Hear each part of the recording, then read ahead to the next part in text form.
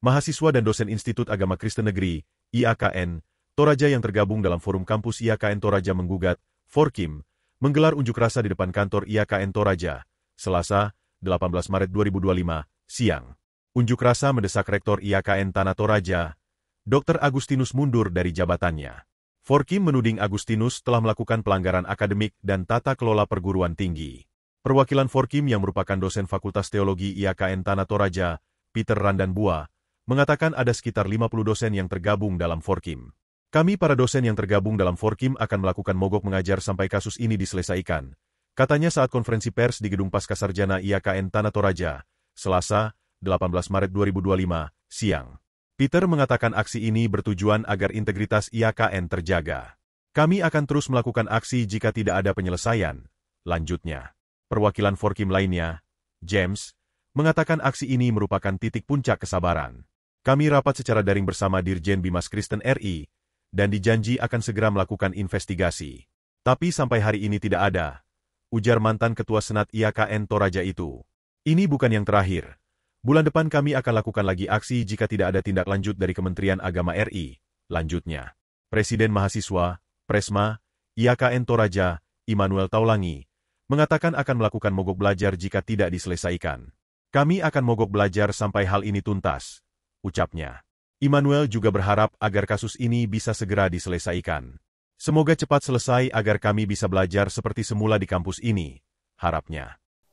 Adanya aksi ini cepat direspon oleh pihak terkait, secara khusus Menteri Agama dan Dirjen Bimas Kristen. Jadi mungkin itu secara singkat kami sampaikan, ya, bahwa ini bukan terjadi hari ini saja, tapi sudah berlangsung cukup lama. Ya, sudah 2 tahun bergulir. Dan itu sampai hari ini belum ada penyelesaian dengan baik. Bahkan jauh sebelum Pak Agustinus menjadi rektor, kasus ini sudah bergulir. Jadi kami lakukan ini memang murni hanya untuk menjaga supaya kampus ini benar-benar dijaga integritasnya. Tidak ada unsur lain. Ya, seandainya ada motivasi-motivasi lain, ya kami tidak akan bergerak seperti ini. Tapi kami bergerak semata-mata hanya karena ingin menjaga nilai integritas akademik, apalagi kami sebagai dosen, supaya mahasiswa itu dapat belajar hal yang baik dari kami dan dunia kampus. Mungkin itu dari saya, mungkin dari Pak James. Ya, baik. Terima kasih. Saya James Lola. Saya ingin menyampaikan beberapa hal bahwa apa yang dilakukan hari ini itu semacam sudah menjadi titik kulminasi, titik puncak daripada apa yang telah kami lakukan mulai dari tahun lalu. Karena dari tahun lalu kita sudah melakukan demonstrasi, lalu kemudian tahapan kedua di bulan Januari, lalu kita juga sudah sempat bertemu secara daring dengan Dirjen Bimas Kristen.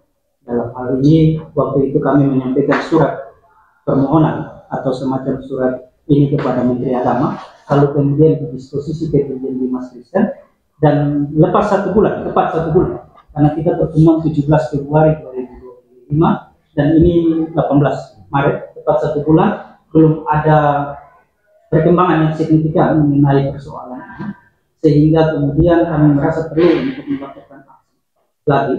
Dan ini bukan yang terakhir, sampai kami akan tetap melakukan aksi sampai nanti ada tindak lanjut daripada persoalan ini berkaitan dengan apakah waktu itu dijanjikan akan turun Itjen untuk memeriksa Inspektorat Jenderal dari Kementerian Agama untuk memeriksa persoalan ini sampai pada keputusan di mana apa yang akan disampaikan dalam penyelidikan yang dilakukan oleh Itjen dan seterusnya untuk sampai kepada keputusan final. Lagi saya Presiden Mahasiswa Institut Agama Kristen di Toraja.